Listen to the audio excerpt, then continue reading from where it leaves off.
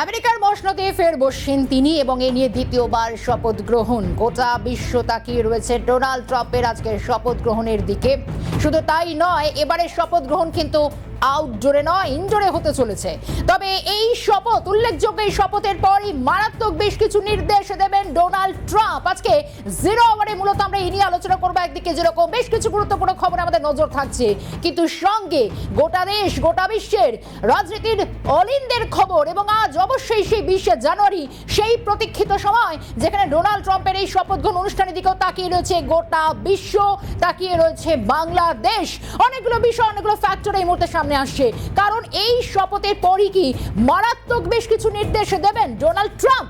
কারণ বিশ্বের মিশ্র দেশগুলির বিরুদ্ধে যাবে সেই সমস্ত একের পর এক নির্দেশ। অনেকগুলো প্রশ্ন কিন্তু আজ এখান থেকেই উঠছে। প্রেসিডেন্ট অফিস থেকে 120 নির্দেশ জারি করা হতে পারে, যেখানে পাকিস্তানের সঙ্গে গোপন অস্ত্র চুক্তি, বাংলাদেশের গোপন অস্ত্র চুক্তিতে ক্ষুব্ধ ট্রাম্প। নিষিদ্ধ হবে কি বাংলাদেশের সামরিক কার্যকলাপ? এগুলো এখন ভাইটাল প্রশ্ন। প্রস্তাবিত ভারত সফরে কি বার্তা দিতে চাইছেন ট্রাম্প? অনেকগুলো প্রশ্ন এই মুহূর্তে কিন্তু এই ট্রাম্পের এই সফর ঘিরেও এবং এই শপথের পর অনেকগুলো বিষয় সামনে আসতে চলেছে। কারণ খুব স্বাভাবিকভাবেই এটাই এখন প্রশ্ন, কারণ ভারতীয় সময় রাত 10:30টায় মূলত এই ট্রাম্পের শপথ গ্রহণ অনুষ্ঠান। কিন্তু তারপরে যে 120টি নির্দেশিকা আসতে চলেছে আমরা আলোচনা করব, কারণ গোপন অস্ত্র চুক্তিতে ক্ষুব্ধ ট্রাম্প। এবং শুধু তাই নয়, গোটা বিশ্ব তাকিয়ে রয়েছে, কারণ আমেরিকার মসনদে ফের এই ডোনাল্ড ট্রাম্প এবং কখন শপথ নেবেন। এবং যেরকমটা জানা যাচ্ছে, নিষিদ্ধ হবে কি বাংলাদেশের সামরিক কার্যকলাপ। এবং একই সঙ্গে মূলত যে বিষয়গুলো উঠছে, কারণ গোপন অস্ত্র চুক্তিতেই নতুন করে বিপদে পড়তে চলেছে বাংলাদেশ। ট্রাম্পের এই 120টি নির্দেশ কি কি হতে চলেছে, এখন গোটা বিশ্ব তাকিয়ে রয়েছে এই প্রত্যেকটি প্রশ্নের উত্তর পেতে। এই মুহূর্তে আমরা জিরো আওয়ারে এই মুহূর্তে যাবো। সরাসরি নিউজ রুম থেকে রয়েছেন আমাদের চিফ রিপোর্টার সত্যজিৎ মুখোপাধ্যায়। সত্যজিৎ, আজকে একাধিক গুরুত্বপূর্ণ বিষয় যেরকম রাজ্য রাজনীতির অলিন্দে ঘুরপাক খাচ্ছে, আজকের সেই প্রতীক্ষিত দিন যেখানে 20 জানুয়ারি দ্বিতীয়বার আমেরিকার মসনদে ফিরছেন ডোনাল্ড ট্রাম্প, শপথ নিচ্ছেন আনুষ্ঠানিকভাবে। কিন্তু অনেকগুলো বিষয় এখানে রয়েছে, যেখানে প্রথমে বলা হচ্ছে যে এবারের আউটডোর শপথ একটু আলাদা, কারণ কোনো আউটডোরে বরং এই শপথ হচ্ছে না, ইনডোরের শপথ গ্রহণ অনুষ্ঠান। তোমার কাছে আমি জানতে চাইবো যে এবারে এই ইনডোরের শপথ গ্রহণ অনুষ্ঠান, এই কর্মসূচি মূলত কেন নেওয়া হচ্ছে, সঙ্গে যে 120টি বিশেষ নির্দেশের কথা বলা হচ্ছে তার সবিস্তার একটা ব্যাখ্যা কি হতে পারে? দেখো শর্মিষ্ঠা, প্রথম বিষয়টা হচ্ছিল কি, আজকে খবরের যে ঘন ঘটা রয়েছে, তুমি দেখবে সকাল থেকেই আরজি করের ঘটনায় কাদম্বিনীর নারকীয় হত্যা এবং সে বিষয়ে একমাত্র দোষী এখন অবধি সর্বসাকুল্যে খুঁজে পাওয়া গেছে সঞ্জয় রায়কেই। তার ফাঁসি হবে না যাবজ্জীবন হবে তা নিয়ে একটা বিভিন্ন মতামত চলছে, যদিও এখানে কনসার্ন এজেন্সি সিবিআই বলেছে যে বিরলতম ঘটনা, ফলে দাবি ফাঁসির উঠেছে। এখন মাননীয় বিচারক তিনি কি সিদ্ধান্ত নেন সেটা তো কিছুক্ষণের মধ্যে পরিষ্কার হবে। আশঙ্কার জায়গাটা হলো যে তুমি দেখবে যে মুম্বাইতে, অর্থাৎ বাংলা থেকে বম্বে অধুনা মুম্বাই, সেখানেও সাইফ আলী খানের যে আক্রমণকারী তিনিও একজন বাংলাদেশি। ফলে এই বাংলাদেশ যে ক্রমশ গোটা এই সাউথ ইস্ট এরিয়াকে ঘিরে ফেলেছে পাকিস্তানিদের ঢঙে, বাংলাদেশিদের একটা, বাংলাদেশি বলবো না, ঠিক বাংলাদেশি মৌলবাদীদের একটা বড় অংশ। এবং এক্ষেত্রে সেই ছবিটাই বারে বারে আসছে। এর মধ্য দিয়ে সারা বিশ্বের নজর যেদিকে আজকে থাকবে, এবং ভারতীয় সময় অনুসারে রাত 10:30টার মতো এই সময়ের পাশাপাশি, সেটা হলো যে ডোনাল্ড ট্রাম্প 47তম প্রেসিডেন্ট হিসেবে শপথ গ্রহণ করবেন। এবং তা নিয়ে একেবারে একটা সারা বিশ্বে সাজ রব চলছে।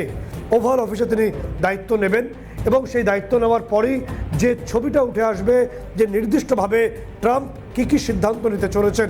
কারণ একটা বিষয় তোমাকে বলে রাখি, ফিনান্সিয়াল টাইমসের প্রতিবেদন অনুসারে বা ওয়াশিংটন থেকে প্রকাশিত একাধিক পত্রিকার প্রতিবেদন অনুসারে ডোনাল্ড ট্রাম্প তার অফিস ইতিমধ্যেই তোড়জোড় শুরু করেছে। এপ্রিল মাসে, মার্চ শেষ হলে এপ্রিল মাসেই তিনি, অর্থাৎ জানুয়ারিতে শপথ, ফেব্রুয়ারিতে ঘর গুছিয়ে নেবেন, মার্চটুকু জাস্ট দেখে অর্থাৎ কিছু কাজকর্ম শেষ করেই এপ্রিলেই তিনি ভারতে পা রাখতে চলেছেন। এই ইচ্ছে একেবারে স্বয়ং ডোনাল্ড ট্রাম্প তার একদম ঘনিষ্ঠদের জানিয়েছেন। ফলে সেই সফর কতটা আতঙ্কে ফেলবে দুই প্রতিবেশীকে, কুচুটে প্রতিবেশী বলা ভালো এখন পাকিস্তান বাংলাদেশকে, তাদের সময়ের অপেক্ষা। এখানে যে কথা আমরা বলছি যে 120টি সিদ্ধান্ত ডোনাল্ড ট্রাম্প নিতে চলেছেন, যে তথ্য আমরা জানতে পারছি। এর আগের টার্মে তিনি যখন ছিলেন তখন সর্বসাকুল্যে তিনি 12টি সিদ্ধান্ত বা নির্দেশ দিয়েছিলেন, এবার 120টি। তার মধ্যে নির্দিষ্টভাবে অবশ্যই ক্লিন্টন ফাউন্ডেশনের যে আর্থিক কারচুপি থাকবে, যার সঙ্গে সরাসরি বাইডেনের একাধিক লোকজন জড়িয়ে আছে, এবং তার পাশাপাশি হিলারি ক্লিন্টনের ভূমিকা কী, একই সঙ্গে মধ্যপ্রাচ্যের দেশগুলো এবং মৌলবাদের বিরুদ্ধে ভীষণভাবে খড়গহস্ত ডোনাল্ড ট্রাম্প। তিনি বারংবার বাংলাদেশি মৌলবাদীদের তিনি নির্দিষ্টভাবে হুঁশিয়ারি দিয়েছেন, তারপরেও হুঁশ ফেরেনি। ফলে মৌলবাদীদের তিনি শায়েস্তা করবেন এটা মোটামুটি নিশ্চিত।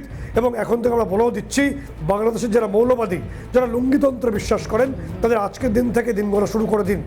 এবং তোমাকে বলে রাখবো যে এই যে হিলারি ক্লিন্টন বা ক্লিন্টন ফাউন্ডেশনের প্রতীক বিরুদ্ধে খড়গহস্ত হয়েছেন ডোনাল্ড ট্রাম্প, এই তথ্য জানার পরেই, যে তথ্য আমরা আগেই জানিয়েছিলাম যে প্রাথমিকভাবে মোহাম্মদ ইউনূস তিনি দেখাচ্ছেন তিনি সুইজারল্যান্ডে যাচ্ছেন সম্মেলনে যোগ দিতে। আমরা বলে দিচ্ছি বাংলাদেশের দর্শক বা বাংলার দর্শক তারা শুনে নিন যে তিনি সুইজারল্যান্ড থেকে ফ্রান্সে যাবেন। তার বাড়ি ফ্রান্সে, তিনি সেখানে বসবাস করেন। ফলে ফ্রান্স হচ্ছে তার আলটিমেট ডেস্টিনেশন। আজকে আমরা বলে দিচ্ছি 21 তারিখে আপনারা মিলিয়ে নেবেন, তথ্য মিলিয়ে নেবেন। এবং তার পাশাপাশি যে তথ্য আসছে নির্দিষ্টভাবে গোটা ছবিটা আসছে যে কেন ট্রাম্পের নির্দেশিকা নিষেধাজ্ঞায় বাংলাদেশ পড়তে পারে। আমরা ছবি দেখিয়ে বলবো, আমরা ছবি দেখিয়ে তথ্য দেখিয়ে বলবো। শর্মিষ্ঠা, যে তথ্য আমাদের কাছ থেকে কাছে আসছে যে সম্প্রতি বাংলাদেশ আর্ম ফোর্সের প্রধান নিযুক্ত হয়েছেন লেফটেন্যান্ট জেনারেল কামরুল হাসান। কামরুল হাসান সম্প্রতি তিনি পাকিস্তানে গেছিলেন, কেউ জানে পাকিস্তানও বলেনি, সরকারিভাবে বাংলাদেশও বলেনি। ছবি চলে এসছে আমাদের কাছে। এবং সেখানে আইএসআই প্রধান আসিম মালিকের সঙ্গে তিনি বৈঠক করছেন, সেই ছবি সিএনএন স্ক্রিনে একদম নির্দিষ্ট তথ্য সহকারে। সেখানে একটা চুক্তি হয়েছে, যেই চুক্তির কোনো সরকারি কোনো নোটিফিকেশন কোনো দেশে এখনো পর্যন্ত দেয়নি, গোপনের চুক্তি। সেই চুক্তিটা কি, বাংলাদেশের যে অর্ডিন্যান্স ফ্যাক্টরিগুলো তা পাকিস্তানের হাতে চলে গেছে।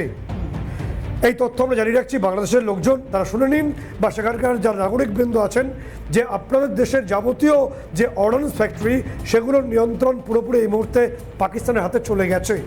এবং নির্দিষ্টভাবে যে চুক্তি হয়েছে তাতে বাংলাদেশ শাহিন 2 মিসাইলটাকে রিব্যান্ড করছে, অর্থাৎ নাম পরিবর্তন করছে।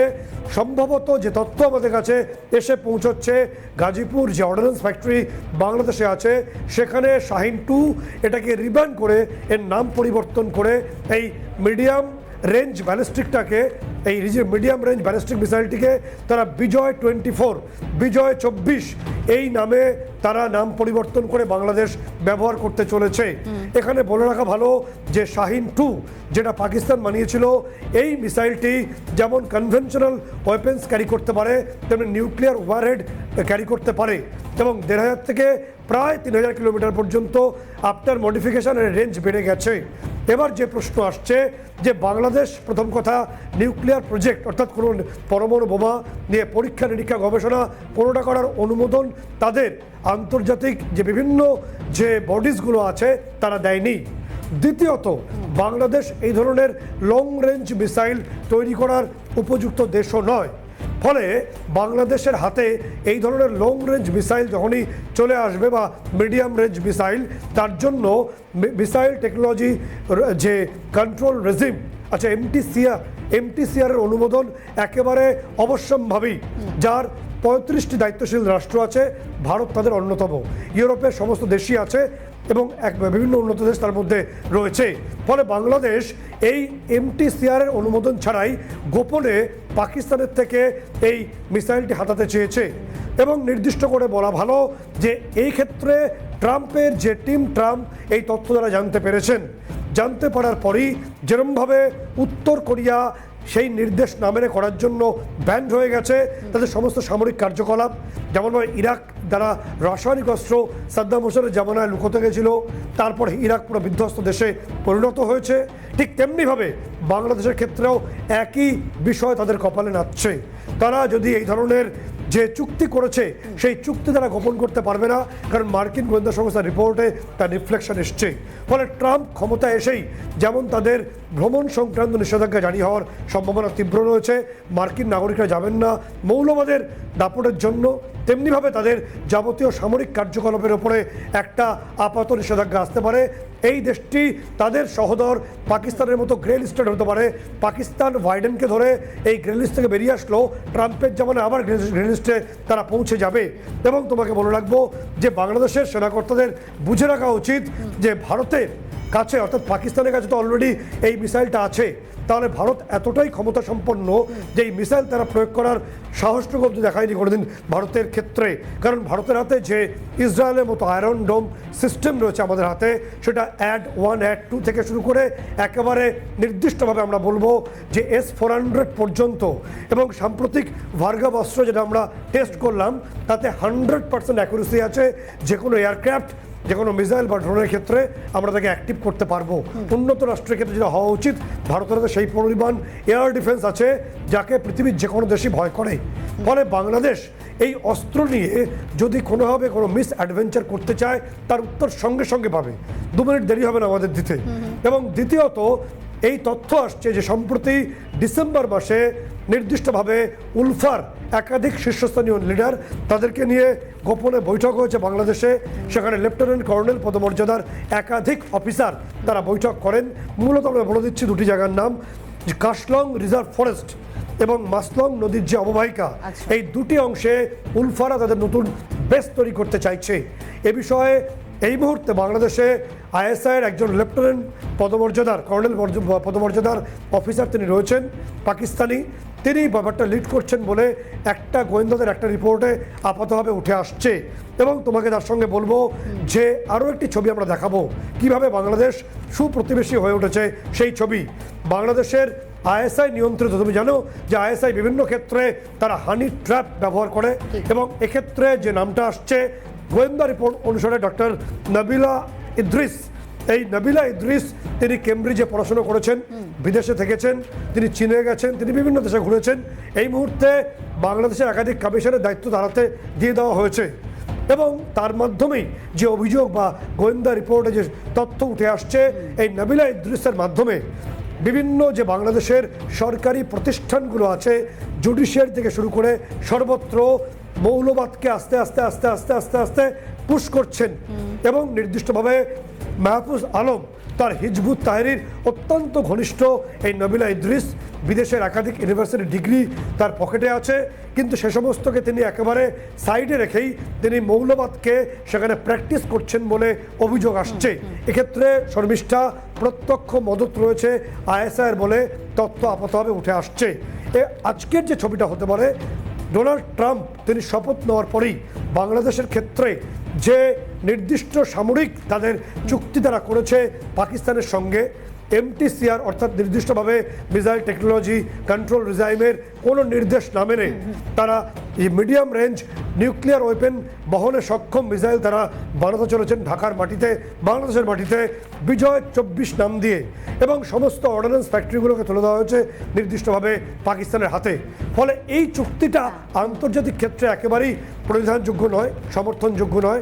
সেই কারণে ট্রাম্প প্রশাসন এসেই একাধিক নিষেধাজ্ঞা বাংলাদেশ সামরিক বাহিনীর ক্ষেত্রে করতে পারে বলে আপাতভাবে তথ্য উঠে আসছে। তারপরে সত্যজিৎ এখান থেকে পরিষ্কার, কারণ আমরা তো দেখছি যে ট্রাম্পের ক্ষমতায় ফেরা দ্বিতীয়বারের জন্য এবং ট্রাম্পের শপথ গ্রহণের আগে থেকে বাংলাদেশের ইউনূস সরকার তারা তো নিজেদের কর্মকাণ্ডেই এখনো পর্যন্ত কোনটা ঠিক কোনটা বেঠিক নিজেরাই বুঝে উঠতে পারছে না, যে বাংলাদেশের আখেরে ভালো কোথায় তা বুঝে ওঠার আগে আয়ততে থরথর করে কাঁপছে এটা। এবং পাকিস্তান এবং বাংলাদেশে যেভাবে কুটিল তারা কার্যকলাপ চালিয়ে যাচ্ছে, অলরেডি ভারতের বিদেশমন্ত্রী এবং এই মুহূর্তে দাঁড়িয়ে, অবশ্যই আমি আমার প্রশ্ন নিয়ে আসছি সত্যজিৎ, এই মুহূর্তে রাজনৈতিক বিশ্লেষক রাজাগোপাল ধর চক্রবর্তী আমাদের সঙ্গে রয়েছেন। সত্যজিৎ, প্রশ্ন প্লিজ। রাজাগোপাল, যে ছবিটা আসছে, যে তথ্য আসছে আমাদের কাছে, যে ডোনাল্ড ট্রাম্প তিনি শপথ নিচ্ছেন, শপথ নেওয়ার পরেই এর আগের টার্মে তিনি 12খানা নির্দেশ মোটামুটি দিয়েছিলেন, এই টার্মে এসে তিনি 120টা নির্দেশ দিতে পারেন বলে বিভিন্ন সূত্র মারফত তথ্য পাচ্ছি। একই সঙ্গে ফিনান্সিয়াল টাইমস বলছে যে এপ্রিল মাসেই ডোনাল্ড ট্রাম্প তিনি ভারত সফরে আসতে পারেন এবং তার সফর গুরুত্বপূর্ণ হবে। ট্রাম্প ইতিমধ্যেই যে ট্রাভেল স্যাংশনের যে তথ্য আমরা জানিয়েছিলাম দর্শকদের, ডোনাল্ড ট্রাম্প সেটা বাংলাদেশের ক্ষেত্রে লাগু করতে পারেন। এবং মৌলবাদ নিয়ে তিনি খড়গহস্ত। এর মধ্যে বাংলাদেশের যে সেনা কর্তা কামরুল হাসান, লেফটেন্যান্ট জেনারেল, তিনি পাকিস্তানে গিয়ে চুক্তি করেছেন এবং তাদের থেকে তিনি মিডিয়াম রেঞ্জ যে ব্যালিস্টিক মিসাইল সাইন-2 সেটা বাংলাদেশ নেবে এবং বিজয় 24 এই নাম পরিবর্তন করা হবে এবং বাংলাদেশের সমস্ত অর্ডিন্যান্স ফ্যাক্টরি সেগুলো ইতিমধ্যে আইএসআইয়ের হাতে নিয়ন্ত্রণে চলে গেছে। কতটা বিপজ্জনক এই চুক্তি এবং এক্ষেত্রে নিয়ম না মানলে সামরিক বাহিনীর বিরুদ্ধে টিম ট্রাম্প বা ট্রাম্প প্রশাসন কি ধরনের সিদ্ধান্ত নিতে পারেন? হ্যাঁ দেখুন, আজকে তো উনি শপথ দিচ্ছেন এবং সারা বিশ্ব জুড়েই একটা আতঙ্কের পরিবেশ। যারা এতকাল উন্নতির ভয়ে দেখিয়েছিল তারা অনেকটাই ভয় পেয়ে আছে এখন। আজকে উনি তো বলছেন অনেক কিছুই ঘটবে। উনি আসার আগেই আমরা দেখে নিলাম যে হামাজের সঙ্গে ইসরায়েলের একটা শান্তি যুদ্ধবিরতি হয়েছে। হাউতিরা বলেছে তারা যুদ্ধ করবে না। আমরা দেখলাম হাইডেনবার্গ তারাও তাদের রিসার্চ বন্ধ করে দিয়েছে। একের পর এক ওনার আসার আগে পরিবর্তন হচ্ছে এবং উনি আজকে রাত্রের পরেই বলছে অনেক কিছু ঘটবেন। আপনাকে এটা জানাচ্ছেন 120টা মতন অর্ডার উনি এক্সিকিউটিভ অর্ডার করবেন।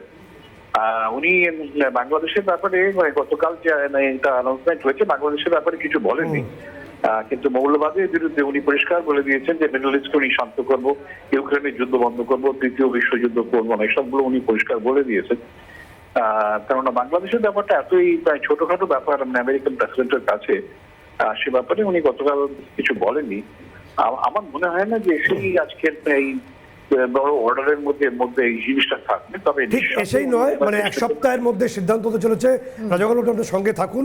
শর্মিষ্ঠা, যে বিষয়টা আলটিমেটলি আসছে যে কি সিদ্ধান্ত তিনি নিতে পারেন, আমরা আসছি একই সঙ্গে একাধিক তথ্য নিয়ে। শর্মিষ্ঠা, একদমই তাছাড়া আমাদের সঙ্গে আমাদের চিফ রিপোর্টার সত্যজিৎ মুখোপাধ্যায় রয়েছেন, সঙ্গে রাজগোপাল বাবু রয়েছেন। সত্যজিতের কাছে একটু ফেরার চেষ্টা করি। সত্যজিৎ, একটা জিনিস কিন্তু শুরুতেই দেখা যাচ্ছে, ট্রাম্পের জয়লাভের পর থেকে কিন্তু ক্রমশ তড়হড়িকম্প বাংলাদেশের অবস্থা। শুধু তাই নয়, বাংলাদেশের কূটনীতিককে যেভাবে শপথ গ্রহণের আগেই সরিয়ে দেওয়া এবং একের পর এক নানা সিদ্ধান্ত বাংলাদেশকে নতুন করে ভাবতে বাধ্য করছে। এর আগেও যেরকমটা বলছিলাম যে সব মিলিয়ে কিন্তু কোথাও কি বাংলাদেশের এই গোপন চুক্তি, পাকিস্তানের সঙ্গে সামরিক নানা কার্যকলাপ, নানা ক্রিয়াকলাপ, সবটারে কি জবনিকা পতন ঘটতে চলেছে? দেখো, একদমই ঠিক, রাজাগোপাল সঙ্গে আছেন। একটা বিষয় মনে রাখবো যে পাকিস্তানের ক্ষেত্রে যে তথ্য আমাদের হাতে আসছে যে বাংলাদেশ হয়তো না বুঝে করে ফেলেছে, কারণ অত্যাধিক মৌলবাদের প্রেসারে বাংলাদেশ সেনাবাহিনী এখন দ্বিধাবিভক্ত, বিএনপি দ্বিধাবিভক্ত এবং মাইনাস আওয়ামী লীগ।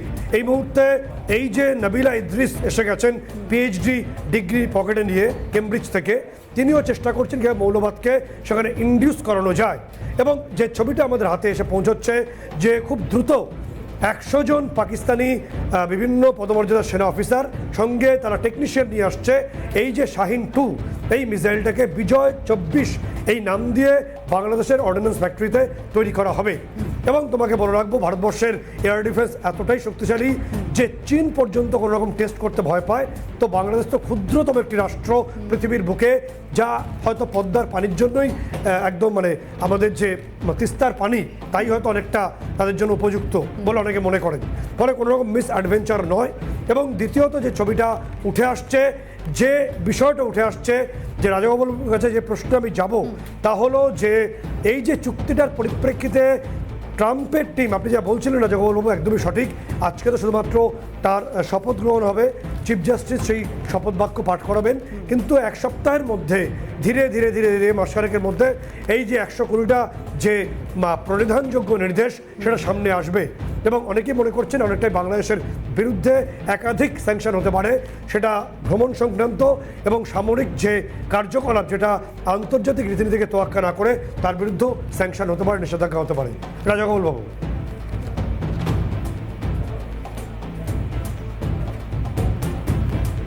আপনি রয়েছেন রাজাগোপাল বাবু আমাদের সঙ্গে।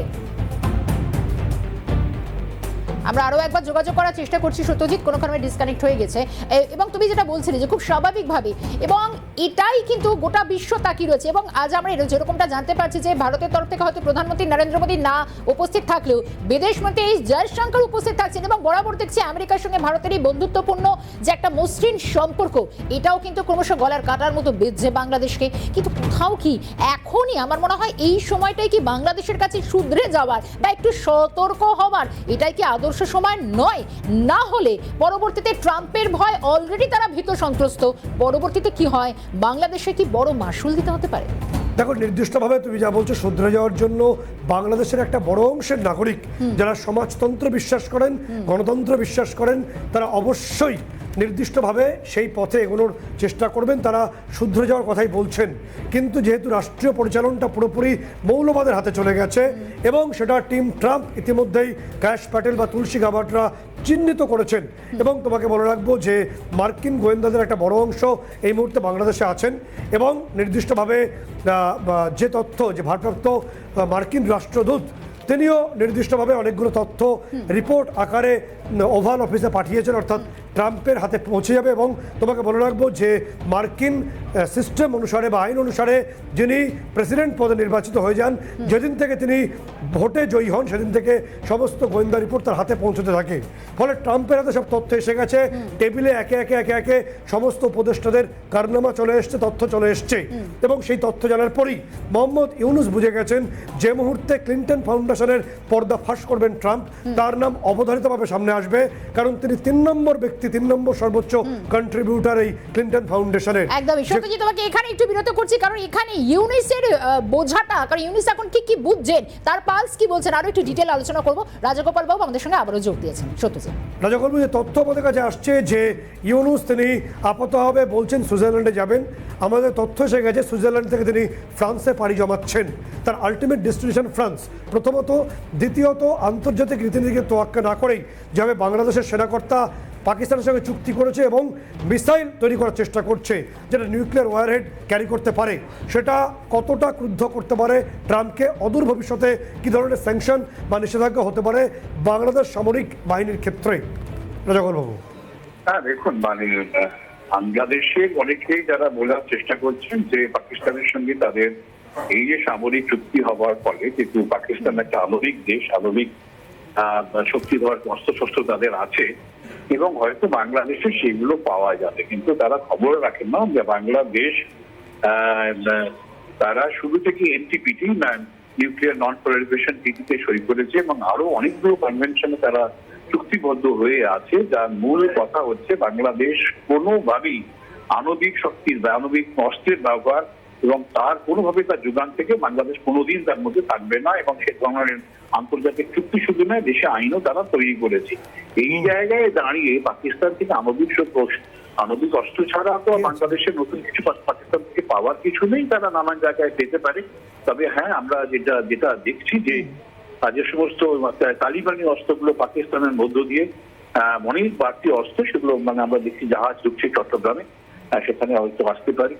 মিয়ানমারের কিছু অস্ত্র, মিয়ানমার জুনটা ফেলে দেওয়া অস্ত্র আরাকান আর্মির মধ্য দিয়ে বা রোহিঙ্গা স্যালভেশন আর্মি, তারা হয়তো সেসব অস্ত্র দিতে পারে। সেইগুলো থেকে আমাদের অনেক বেশি শক্তিশালী অস্ত্র রয়েছে, একমাত্র আণবিক অস্ত্র কিন্তু আমাদের একদমই পারমাণবিকের পাশাপাশি আমাদের কনভেনশনাল যে ওয়েপেন্স তা অনেক শক্তিশালী। দক্ষিণ পূর্ব এশিয়াতে সর্বিষ্টা আমাদের সঙ্গে অপর অতিথি রয়েছেন, দেবাশিস নন্দী রয়েছেন। দেবাশিস বাবু, আপনাকে যাব আপনার কাছে যে আজকের সময় দাঁড়িয়ে যে তথ্য আসছে যে ট্রাম্প সম্ভবত 120টি গুরুত্বপূর্ণ সিদ্ধান্ত নিতে চলেছেন শপথ গ্রহণের পরেই, এবং বাংলাদেশের সামরিক কর্তা পাকিস্তানে গোপনে গিয়ে চুক্তি করে এসছেন শাহিন 2, যেটা বিজয় 24 নাম দিয়ে তারা বানাচ্ছেন এই ব্যালিস্টিক ক্ষেপণাস্ত্র, এবং এক্ষেত্রে ট্রাম্প প্রশাসন ইতিমধ্যে খবর পেয়ে ক্রুদ্ধ, তারা সম্ভবত যে কোনো নিষেধাজ্ঞা আনতে পারেন এই বাংলাদেশ সামরিক বাহিনীর বিরুদ্ধে বলে আগাম খবর আসছে। দেবাশিস বাবু। হ্যাঁ, দেখুন, ট্রাম্প তো আগেই নিষেধাজ্ঞা দিয়েছিলেন বা হুমকি দিয়েছিলেন, এবং কেন দেওয়ার কারণ কি, দেখুন 1954 সালে পাকিস্তানের সাথে আমেরিকার সামরিক চুক্তি হয়, তারপর থেকে আমেরিকা যে পরিমাণ অস্ত্র সাপ্লাই করেছে পাকিস্তানকে কোনো দেশ করেনি। অর্থাৎ আমেরিকা দীর্ঘদিন ধরে একটা অনুগত রাষ্ট্র তৈরি করতে চেয়েছিল দক্ষিণ এশিয়ায়, সেটা হচ্ছে পাকিস্তান, এবং 71-এর স্বাধীনতা যুদ্ধেও সেটা হেল্প করেছিল পাকিস্তানকে। এখন যখন দেখছে বাংলাদেশে যেই সরকারের বলতে এমনি অসন্তুষ্ট, ততদিন সরকারের উপরে আমেরিকান অ্যাডমিনিস্ট্রেশন বিশেষ করে ট্রাম্প, এখন পাকিস্তান যে অবৈধভাবে অস্ত্র সাপ্লাই করছে, কারণ সেটার একটা দিক হচ্ছে সামরিকীকরণ আর একটা দিক হচ্ছে সন্ত্রাসবাদীকরণ। এখন এই সন্ত্রাসবাদের বিরুদ্ধে যেহেতু জিরো টলারেন্স পলিসি নিয়েছে আমেরিকা, সুতরাং যে সমস্ত চুক্তি করেছে তার জন্য দু দেশের উপর আর্থিক নিষেধাজ্ঞা আরোপ করতে পারে আমেরিকা, পাকিস্তানের উপর করতে পারে, বাংলাদেশের উপর করতে পারে। এটার কারণ হচ্ছে দুটো, একটা হচ্ছে আমেরিকা দীর্ঘদিনের একটা অভিযোগ ছিল যে এই দক্ষিণ এশিয়া যে ক্রস বর্ডার টেরোরিজম হচ্ছে তার জন্য পাকিস্তান দায়ী, যদিও পাকিস্তানের সাথে কূটনৈতিক সম্পর্ক আছে আমেরিকার। আর নতুন করে যুক্ত হচ্ছে বাংলাদেশে যেভাবে মানে ক্রস বর্ডার টেরোরিজম বৃদ্ধি পেয়েছে, সেখানে আমেরিকার যে দায়িত্ব যে সন্ত্রাসবাদ মুক্তকরণ, সেটার ক্ষেত্রে এটা বড় কথা। সুতরাং আমেরিকা চাইবে যাতে করে এই ধরনের দুই দেশের মধ্যে অর্থাৎ নিষেধাজ্ঞা জারির একটা সম্ভাবনা তীব্র হচ্ছে, দেবাশিস বাবু বলছিলেন, রাজাগোপাল সেটা জানিয়েছেন। এবং যে তথ্য সর্বিষ্ঠা আসছে তাতে যে মিসাইল টেকনোলজি কন্ট্রোল রিজিম অর্থাৎ MTCR এর নির্দেশ না মেনে যে চুক্তি বাংলাদেশ করেছে প্রথমত, এবং দ্বিতীয়ত পারমাণবিক ক্ষেত্রে তারা পারমাণবিক চুক্তির অধিকারী না হয়েও তারা যে প্র্যাকটিস করতে চেয়েছে তার খেসারত অবশ্যই দিতে হবে। ট্রাম্প এসেই সিদ্ধান্ত নেবেন এবং এপ্রিলে ট্রাম্প ভারতে আসছেন। ইতিমধ্যেই একাধিক যে মার্কিন জার্নালে সেই ছবি পরিষ্কার হয়েছে। ফলে আমাদের অপেক্ষা করতে হবে যে কী কী নির্দেশ এবং নিষেধাজ্ঞা বাংলাদেশের ক্ষেত্রে ট্রাম্প প্রশাসন বা টিম ট্রাম্প নিতে চলেছে, সেদিকে আমার নজর থাকবে। একদম নিঃসন্দেহে। সত্যজিৎ, অনেক ধন্যবাদ জানাবো এই আলোচনায় থাকার জন্য, কারণ আজ স্থানীয় সময় 12টায় যেরকম শপথ নেবেন, ভারতীয় সময় 10:35 এই শপথ হতে চলেছে ট্রাম্পের, এবং দ্বিতীয়বারের জন্য শপথ। এবং শুধু তাই নয়, ট্রাম্পের শপথ গ্রহণের আগে থেকেই কাঁদছে প্রত্যেকেই, কেউ পার পাবেন না। কি হতে পারে এই 120টি নির্দেশের নামা, সব মিলিয়ে নজর থাকবে গোটা বিশ্বের, নজর থাকবে আমাদেরও। আপাতত 0 আওয়ার এই পর্যন্ত। সত্যজিৎকে অনেক ধন্যবাদ জানাবো আলোচনায় থাকার জন্য। আপাতত এই পর্যন্ত, সঙ্গে থাকুন 0 আওয়ার।